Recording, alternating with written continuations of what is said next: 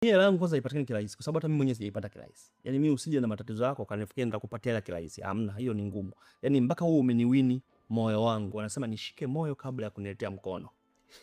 Kwa hiyo kama haukuwepo kwenye saiko yangu kwa namna yote ile, mimi hela yangu, hiyo ndo kanuni ambayo mimi nimejiwekea. Mimi hela naiheshimu.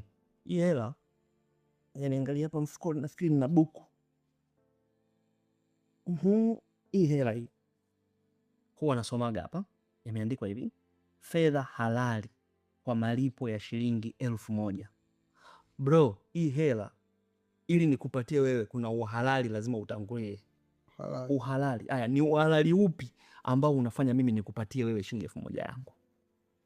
Kwa sababu wewe ni chawa? Hiyo mimi michongo hiyo sina. Yaani mimi tena ukiwa chawa sikupi hata shilingi 10. Umeelewa? Uhalali upi? Kwa hiyo kumpatia mtu hela bila kazi kufanya ni kuhujumu uchumi. Ukienda kusoma kwenye nani sababu za uhujumu uchumi ni pamoja na kupatia watu hela bila kufanya nini? Hela lazima itoke pakiwa na value. Sasa value gani ambayo inasababisha wewe upate pesa? Umeelewa? Tuko hapa tunatumia umeme. TANESCO wanapata value. Yaani hapo wametupatia thamani. Afu baadaye kuna mtu atafanya nini? Atalipa. Hiyo ndio hela namna inavyotakiwa ifanye nini? Itumike. Brother, nitoe basi. Wewe nitoe bwana. Huyo mtu ni nani kwako? Alishai solve jambo gani kwako nyuma?